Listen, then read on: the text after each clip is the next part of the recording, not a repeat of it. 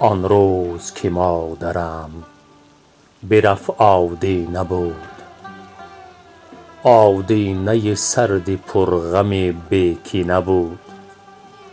آدینه به حال زار من می نالید، بر گونه من گرد علم می مالید. در خاطرم بیاض بیت و غزلی، یک مادر بی مثال و هم بی مثلی. 100 سال اگرچه نیستی در چشمم، در دل تو همان فرشته بی بدلی. اشکی که بر روی دفترم می ریزد، از ابر غم چشم ترم می ریزد.